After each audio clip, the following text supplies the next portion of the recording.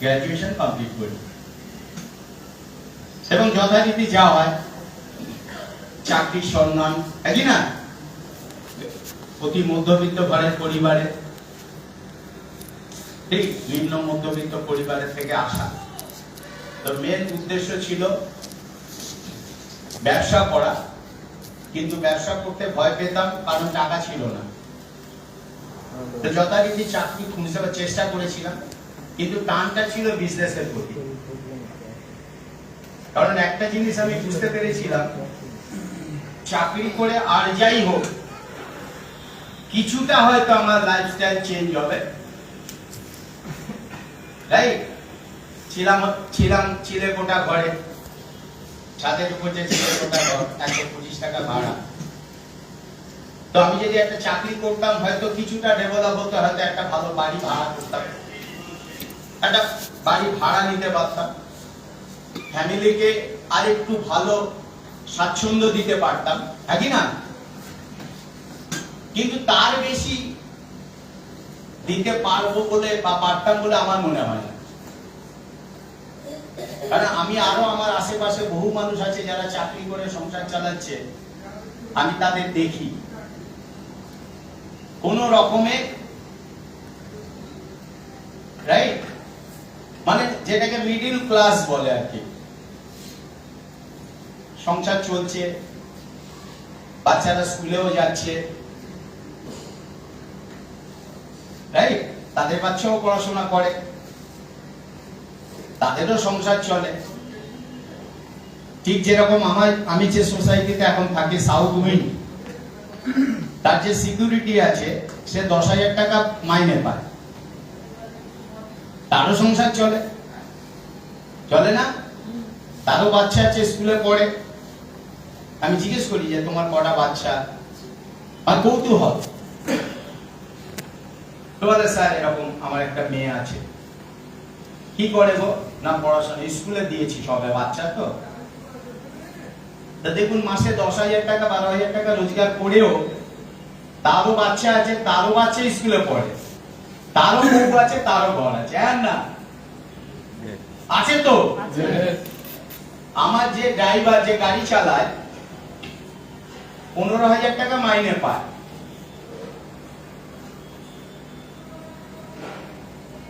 এবং ধরুন এই নেক্সট ইয়ারে হয়তো আরো ওকে 2,000 টাকা মাইনে বাড়াবে, ভেবে রেখেছে। তো আজকে থেকে 15,000 টাকা তারও সংসার আছে, আছে কি নেই? আবার যে লোকটা 20,000 টাকা, 15,000 টাকা বা 25,000 টাকা স্যালারি পায়, তারও সংসার আছে, আছে কি নেই? এবং এই সংখ্যাটা অনেক বেশি। এটা আমার সার্ভে করে যতটুকু মনে হয়েছে, ম্যাক্সিমাম রেঞ্জ হচ্ছে 30,000, যদি আরেকটু টানি 40,000। তাহলে 30 থেকে 40,000 টাকা রোজগার করবার লোকও অনেক আছে। একটা অফিসে চাকরি করে, নাকি না? একটা পোস্টে আছে, মোটামুটি একটা পোস্ট, কেন হায়ার পোস্টে অনেক বেশি রোজগার, হ্যাঁ কি না? একটা ব্যাংকের ম্যানেজার, সে অনেক টাকা রোজগার করে, করে কি করে না? কিন্তু একটা ব্যাংকের যে ক্লার্ক, সে তো ম্যানেজারের মতো রোজগার করে না, করে কি? আবার সেই ব্যাংকেরই যে দারোয়ান, সেও অত টাকা রোজগার করে না যেটা একটা ক্লার্ক করে। কারণ আমাদের কি কোয়ালিটি অনুযায়ী আমাদের স্যালারি আছে, yes or no? yes or no? তো ম্যাক্সিমাম যেটা আমরা রেঞ্জ ধরি যে মিডল ক্লাস, মোটামুটি 30,000 40,000, ম্যাক্সিমাম 50,000, এর ভিতরে অনেক, এর উপরে আসে না আমি যতটুকু দেখেছি। এবার তার উপরে যারা আছে তাদের লাইফস্টাইলটা সেরকম আছে, সেখানেও ভাড়ের মা ভবানী, একই না? মানে যে যত বেশি চাকরি করুক না কেন, 1 লাখ টাকা রোজগার করলেও তার খরচাটা, তার লাইফস্টাইলটা ওই লেভেলে হয়ে যায়, যায় কি যায় না? খরচা বেড়ে যায় তো। আমি ধরুন যখন চিলেকোঠায় ছিলাম, আমার ঘরটার সাইজ কত, ছাদের উপর যে ঘরটা থাকে সেই ঘরের অর্ধেক তো সিঁড়ির থাকে, হ্যাঁ না? থাকে কি থাকে না? আর আমি একদম হকচকিয়ে গেছিলাম, মানে বোকা বনে গেছিলাম। কারণ আমি যখন ঘরটা ভাড়া নিই, মানে তার আগে আমার নিচে, যেটা আমার বাবা মানে বহু বছর আগে যে টালির ঘর, দরমার ঘর, পরে ওটা ইটের ঘর হয়েছিল, একটা ঘর রাজমিস্ত্রি কাজ করতেন বাবা। মানে আমাদের শ্যামবসুর চক আমাদের গ্রাম, মানে আমার জন্মটা গ্রামে, ওই জন্য আমি গ্রামকে খুব ভালোবাসি। এখন আমার গ্রামের প্রতি টান আছে। মানে আমার বাবা যখন গ্রাম থেকে নিয়ে আসে, আমার হাইট ছিল এইটুকুনি বাচ্চা, কিন্তু গ্রামের স্মৃতি এখনো মাথার মধ্যে ঘুরপাক খায়। এখনো গেলে ঠিক মনে পড়ে ওখানে কি ছিল আগে, মেমোরি, মানে কি ছিল আর কি আছে মিলবে না, একই না, কিন্তু মনে আছে এখানে এইটা ছিল, এখানে সবেদা গাছ ছিল, এখানে আম গাছ ছিল, এখান থেকে এত বড় আম সেই কেটে ঝিনুক দিয়ে ছাড়িয়ে নুন দিয়ে খেতাম। সবেদা গাছের সবেদা নিয়ে এসে খড়ের গাদায় ঢুকিয়ে রাখতাম, পরের দিন বের করে আমার দাদুর ওই সিমেন্টের সিঁড়ি ছিল, আচার মেরে ফাটিয়ে খেতাম। সব মনে আছে আমার, কিন্তু বাস্তবে এখন যা চিত্র আছে ওখানে মিলবে না। তো শহরে চলে আসা, আস্তে আস্তে বড় হওয়া, বাবা ছোটবেলায় মারা যায়, ঠিক মানে ক্লাস 2 থেকে 3 তে উঠবো সেই সময় আমার বাবা গত হয়। 4 ভাই ছিলাম আমরা। তো ছোটবেলার স্ট্রাগলটা খুব হার্ড, মানে খুব কষ্টে বলবো না আমি, এখন মনে হয় যে সেটাও একটা লাইফ ছিল, হ্যাঁ কি না? অভাব ছিল কিন্তু একটা লাইফ ছিল, যেটা এখনকার বাচ্চাদের নেই। এখনকার বাচ্চারা আমাদের মতন লাইফ পায় না যেটা আমরা পেয়েছিলাম, এটা আমার ব্যক্তিগত ধারণা। ফ্রি লাইফ, একই না, একদম ফ্রি লাইফ, ঠিক। তো সেই জায়গা থেকে আস্তে আস্তে বড় হওয়া, মায়ের সঙ্গে থাকা, মায়ের আঁচল ধরার যদি কেউ ছিল সে আমি ছিলাম। আমি সবসময় মায়ের ছাওয়ার মতো ঘুরে বেড়াতাম। আর তখন বুঝেছিলাম যে কষ্টটা কাকে বলে, মানে বাস্তবের সঙ্গে লড়াই করা, 4টে বাচ্চাকে মানুষ করা কি টাফ, সেটা আমি সেই ছোটবেলা থেকে ফলো করে করে বড় হয়েছি। ফলে আমার মনের মধ্যে একটা কি জন্মেছে, পয়সা চাই, হ্যাঁ না, আমার ভাই পয়সা চাই। কিন্তু যেহেতু আমার মা সৎ ছিল, আমার বাবা সৎ ছিল, রাইট, আর আমিও সৎ ছিলাম, আছি এবং থাকবো। পয়সার অভাব ঘটে, কিন্তু কোন রকম ভাবে আনএথিক্যাল ভাবে পয়সা উপার্জন করার টেন্ডেন্সি আমার কোনোদিন ছিল না। এটা বাবা মার আশীর্বাদ বলতে পারে। কারণ তখনই যদি আমার পয়েন্টটা বিগড়ে যেত, পয়সা হয়তো আমি প্রচুর কামিয়ে নিতাম, ছিল সুযোগ, প্রচুর সুযোগ ছিল। মানে লোকে বলে না এখন বেশি সুযোগ, তখনও সুযোগ ছিল, আর এখন হয়তো অনেক বেশি। তো ওইসব পথে যাই, রাইট, নিউজ পেপার বিক্রি করেছি, পড়াশোনা করছি, আবার কিছু না কিছু করছি, কারণ খরচাটা কে দেবে? খরচাটা কে দেবে? কার কাছে হাত পাতবো, রাইট? বালিগঞ্জ স্টেশন থেকে নিউজ পেপার, মানে একজন ডিলার যারা আসে প্রেস থেকে, ওখান থেকে সকালবেলা আমরা কালেক্ট করে নিতাম, গিয়ে বাড়িতে বাড়িতে দেওয়া। হাওড়া হাটে যাওয়া, ফুল নিয়ে আসতাম, বৃহস্পতিবার করে ফুল বিক্রি করতাম ফুটপাতে বসে। এইসব কাজ করেছি, ইমিটেশন বিক্রি করতাম আমাদের বাগড়ি মার্কেট থেকে, মার্কেটগুলো আমার সব চেনা আছে। ইমিটেশন নিয়ে এসে হোল্ডিং চেয়ার পেতে বিক্রি করতাম, ঠিক। তো সেই জায়গা থেকে আস্তে আস্তে আস্তে আস্তে বড় হয়ে, মানে পড়াশোনা কমপ্লিট করা, চাকরি খোঁজা, আর সব সময় আমার একটা ইচ্ছে ছিল যে আমি ব্যবসা করব, যার জন্য ছোট ছোট ব্যবসাগুলো করতাম। আর একটা জিনিস আমি বুঝেছিলাম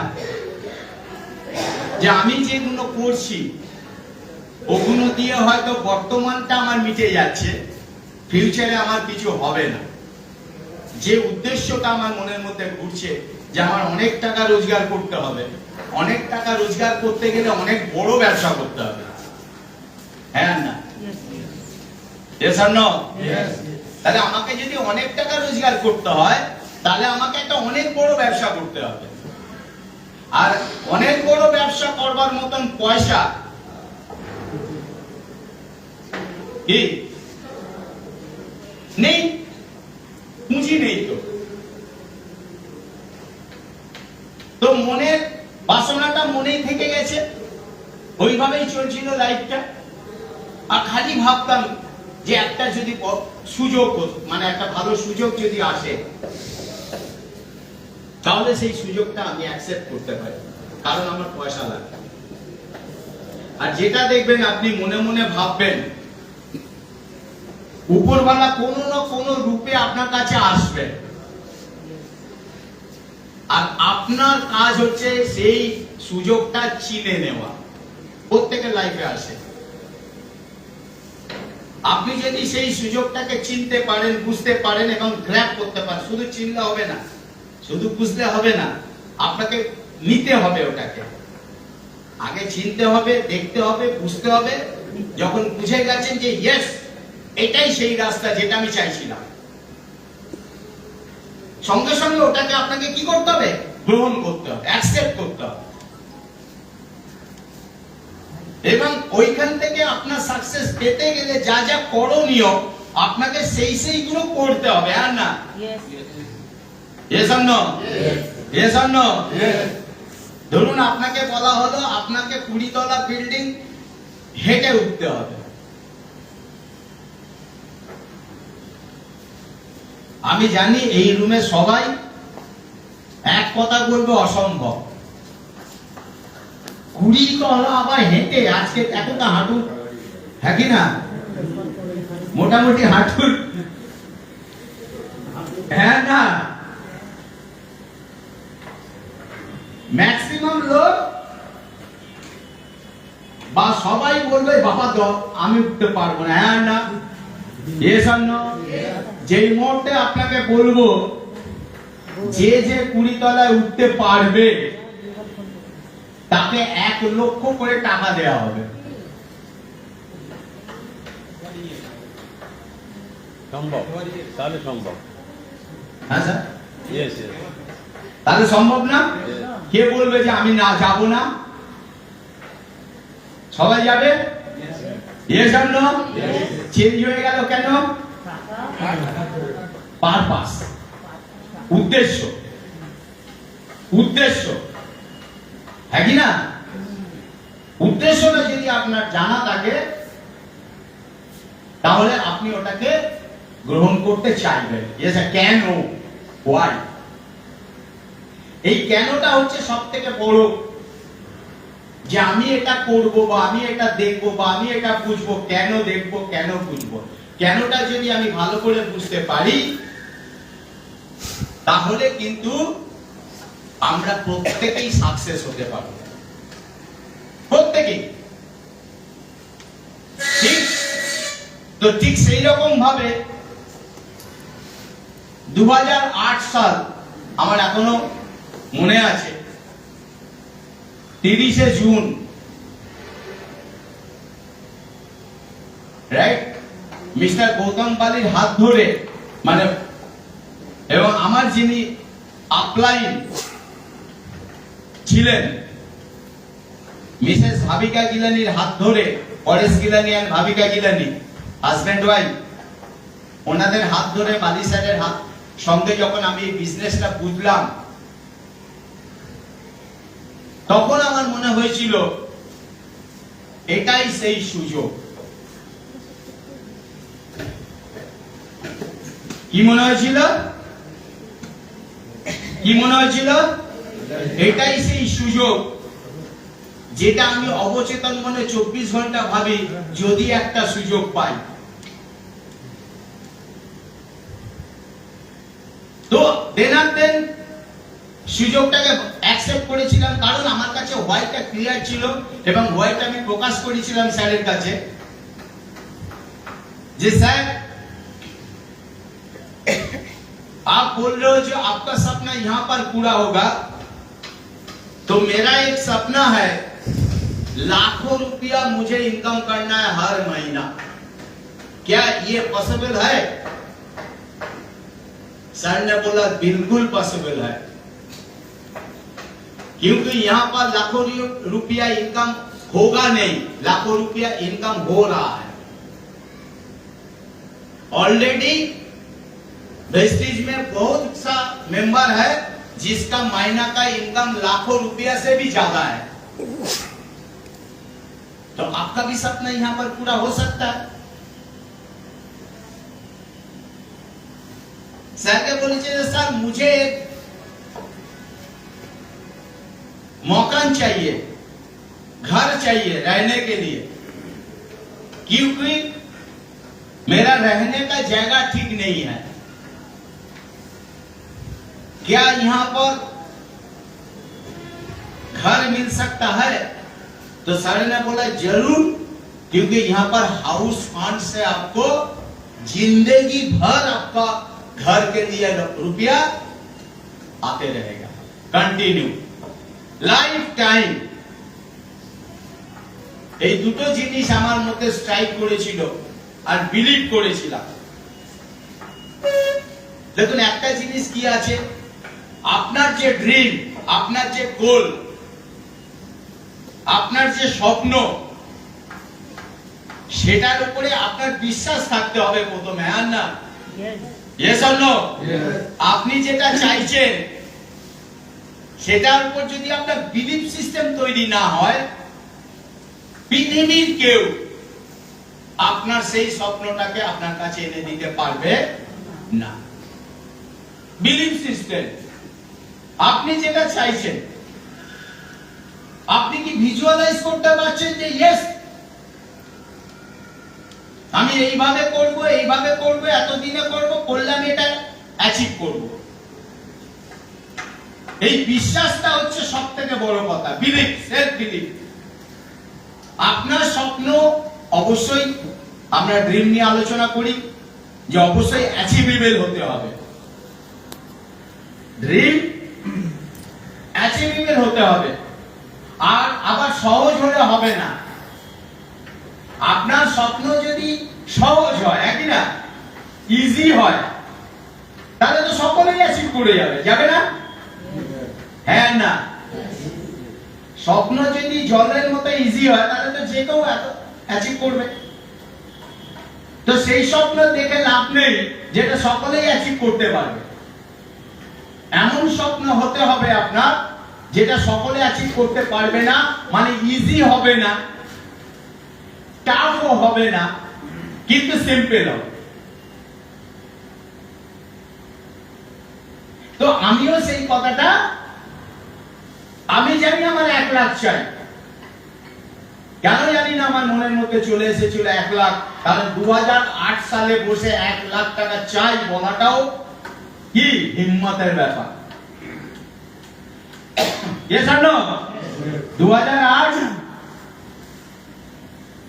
1 লাখ টাকা স্বপ্ন দেখাও হিম্মতের ব্যাপার। বালি স্যার এই জন্য বলে সোচনে কি হিম্মত তো করো।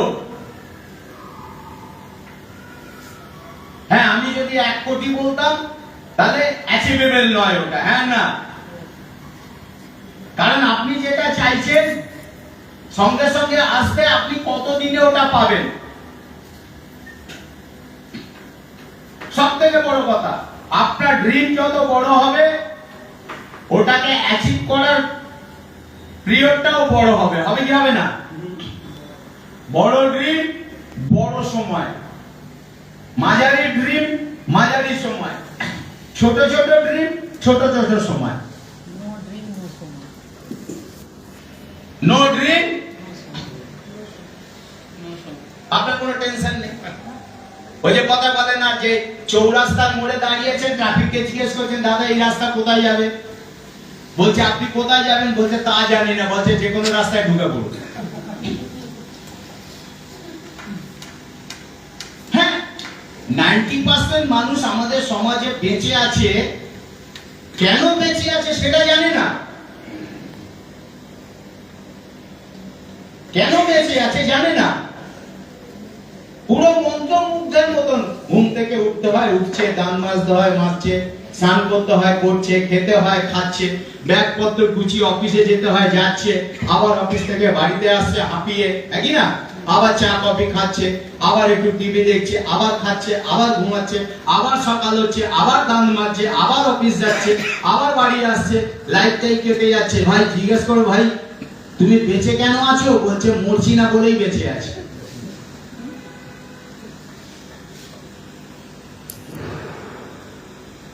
জীবনে কোনো নির্দিষ্ট গোল নেই যে আজকের আমি যে রোজগারটা করছি আগামী 5 বছর পর আমি কত টাকা রোজগার চাই। কেন বলছি? কারণ 5 বছর পরে আমার খরচা বাড়বে তো, ডবল হবে তো, হ্যাঁ না? বাচ্চা এখন সবে জন্মেছে, সে তো বড় হবে, স্কুলে যাবে, বা একটু বড় আছে সে তো একটু বড় স্কুলে, বড় ক্লাসে যাবে, খরচা বাড়বে, বাড়বে না কমবে? বাড়বে না কমবে? জিনিসপত্রের দাম ডবল হয়ে যাবে। যে দামে চাল কিনছে 5 বছর পরে দেখবেন তার ডবল দামে চাল কিনতে হবে। তাহলে 5 বছর পর যখন আপনার খরচা ডবল হবে, আপনি চিন্তা করবেন না যে আমি যেটা করছি এখান থেকে আগামী 5 বছর পরে কত টাকা রোজগার করব? চিন্তা করবেন না? করা উচিত না? হ্যালো, আমার তো করা উচিত। আজ থেকে 5 বছর পর কত রোজগার করব, 10 বছর পর কত রোজগার করব। কেন করব? কারণ জীবনযাত্রার যে মানটা এখন আমার মেনটেন হচ্ছে, এটা আমার রোজগার যদি বাড়ে তবে জীবনযাত্রার মান একদম 100% গ্যারেন্টি, হ্যাঁ কি না? এখন যে রোজগার যে স্টাইলে চলছেন, 5 বছর 10 বছর পর যদি ডবল না হয়, আপনার তখন জীবনযাত্রার মান এদিকে নেমে যাবে। আপনি হয়তো মাঝে মাঝে ভাবছিলেন যে সপ্তাহে একবার মাংস খাবো, খাসির মাংস, তখন দেখবেন 2 মাসে একবার খাবেন। কেন? কম্প্রোমাইজ করতে শুরু করতে হবে, হ্যাঁ না? ইয়েস আর নো? এখন যে খরচাটা আপনি ফ্যামিলিতে পুজোর সময় করছেন, 5 বছর পর যদি রোজগার ডবল না হয়, পুজোর সময় সকলে নতুন জামা কাপড় পরতে পারবেন না। সেখানে স্যাক্রিফাইস বাবা মা করে কি? বাবা ছেলে মেয়ের গুলো যেন হয়। ইন্ডিয়াতে বাস করি তো, ভারতের বাবা মা তো একই না, হেভি ইমোশনাল। আমার যা হয়ে যায় হয়ে যাক, আমার বাচ্চার যেন কিছু না হয়, হ্যাঁ না? পরে সেই বাচ্চা গিয়ে ভাবে আমার যা হয়ে যাক হয়ে যাক, বাবা মাকে দেখতে হবে না।